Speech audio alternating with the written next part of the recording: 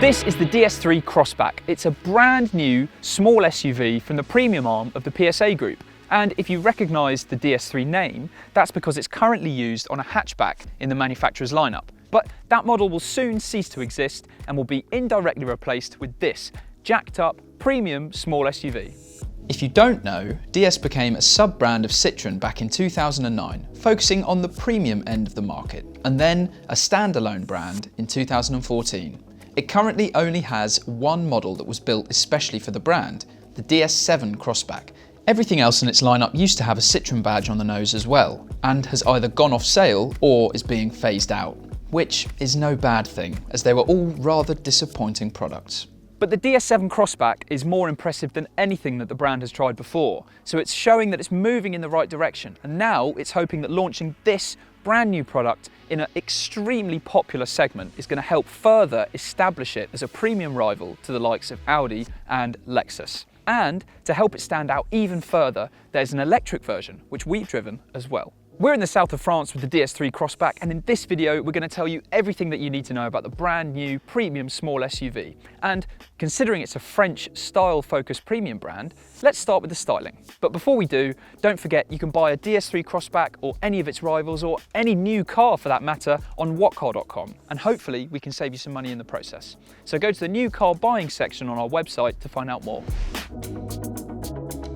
DS knows that style is crucial for buyers in this sector, so it's tried to go big on its design. This striking shark fin side pillar is a nod to the DS3 hatchback's design. These LED matrix headlights look cool, and they're made up of lots of individual lights that can turn on and off automatically. So if you put the car on full beam, it'll make sure that it doesn't blind other road users. Premium features that have also made their way from the bigger 7 Crossback include Napa leather and Alcantara interior trim options. The roof is available in 3 colours, there are 10 wheel styles and 10 body paint colours to choose from as well, so DS is going big on customisation. These flush-fitting door handles are a bit of a gimmick, but also kind of cool, and very rare in this class. They remain flush with the door until you unlock it or the key gets within 1.5 metres of it. When you get inside the DS3 Crossback, it does feel a bit like you've fallen inside of a handbag. So the striking exterior is matched with an equally striking and unusual interior. So you've got this odd looking arrangement of buttons on the dashboard here, only they're not physical buttons. These are touch sensitive buttons, which is a bit of a pain. So it means that when you press them, there's no give in them at all, and there's no click either. It just means that when you're driving, it's like using a touch screen, so you can't actually know for sure if you've touched them. But they are kind of separated a bit by this diamond design here, which we'll come on to later. But the only physical button on this dashboard are the hazard signs and the on and off button for the infotainment system. It's a shame they couldn't just make them all physical buttons. Surely that's an easier, more simple solution. And you can see that it actually echoes a diamond motif that kind of picks up from the DS's badge. And actually, there are a lot of diamonds in the interior. Like here, here, here, here.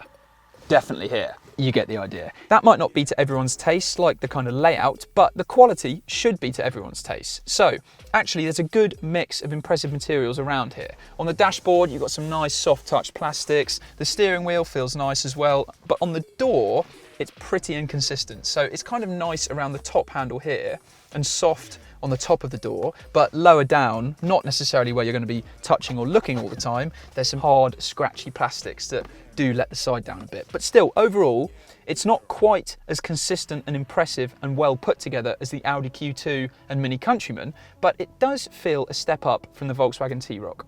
As for space, it's pretty good up front. There's no problem for head and legroom for the driver, and loads of adjustment in the steering wheel and the seat, but storage is a bit of a mixed bag. You've got 2 cup holders here, which is good, a big space for your phone, which also has some wireless charging, some USB ports as well. There's one here and one there.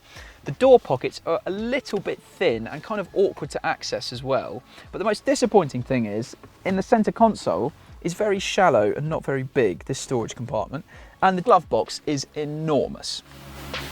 Space in the back is good. I'm sat behind my normal driving position. I'm just under 6 foot, and there's plenty of leg room, a good amount of headroom too, and there's some space for your feet under the driver's seat as well. The only thing is, in the back, you're a bit of a fashion victim. That's because, remember the snazzy shark fin pillar that we pointed out earlier? Well, you can see the effect it has on the window line in the back. So it reduces it greatly and just looks a little bit weird. The 3 Crossback's boot is measured as having a 350 litre capacity with the rear seats in place. That's just about big enough for a family supply of weekend bags, but it's much smaller than its rivals. The Countryman has a 450 litre boot and the Q2 gets 405 litres. In the DS3 Crossback you've got a choice of 3 petrol engines. Well, it's actually 1 petrol engine, a 3-cylinder 1.2 litre that's available in 3 different states of tune. So there's a PureTech 100, a PureTech 130 and a PureTech 155. There's also a diesel, the Blue HDI 100, and an electric version, but you can't quite buy that just yet.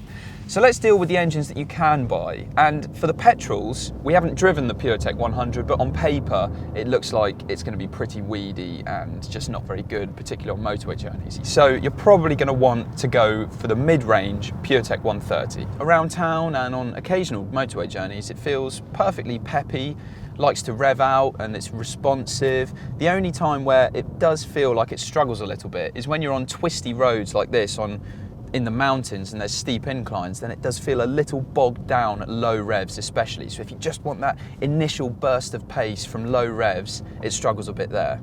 But apart from that, it's a fine engine and really in the lineup offers the best blend of performance and economy. But if pace is something that's important to you in your small SUV or you regularly do a lot of motorway journeys, then it might be worth considering the new PureTech 155, which we're driving now, because the difference in pace is very noticeable. So in terms of 0 to 60 times, it's around a second quicker. But really, where it's most impressive is just how it picks up that much better from low revs. So again, on these twisty mountain roads, it's just easier to thread it through and pick up the pace coming out of a corner from low revs. But predictably, because it's got more power, it costs more to buy from the outset and the running costs will be higher as well. But regardless of which engine you go for, you get a choice of 3 different driving modes. There's Eco, but put it in Eco and it feels a bit like you're driving in treacle. Normal mode, and there's a Sport as well. And actually in Sport, it's not just a gimmick, it does actually make it feel much sharper. So the steering has more weight to it, the automatic gearbox shifts are quicker, and the accelerator response is really noticeably sharper too. So it's how to get the best performance from the engine. As for the ride comfort, well, at lower speeds the ride does fidget a little bit, but when you're on the motorway it really smooths out and it's pretty comfortable all round. These roads really are incredible and very challenging dynamically, but the 3 Crossback is hanging in there. So the steering is smooth and accurate, but it doesn't feel quite so sharp as an Audi Q2 or a Mini Countryman. So actually threading it through these roads in the south of France, you'd probably be having more fun in an Audi Q2 or a Mini Countryman. It is a shame though that on the more expensive top-end versions of the 3 Crossback, they don't offer a more performance-focused variant that you can buy, because all of its rivals have a sportier performance halo model at the top of the range. Now, this will really make the DS3 Crossback stand out from the competition. There's a fully electric version available called the DS3 Crossback E-Tense. We've driven it, but because it was such an early chance to drive it, we weren't actually allowed to film it. But look, here's a picture of me behind the wheel to show that we're not lying. So what's it like? Well, it was a very quick go, but it still showed enough to suggest that with a 200-mile range and 134 brake horsepower, it definitely has the ingredients to make it a competitive electric car. But the pricing is still to be announced.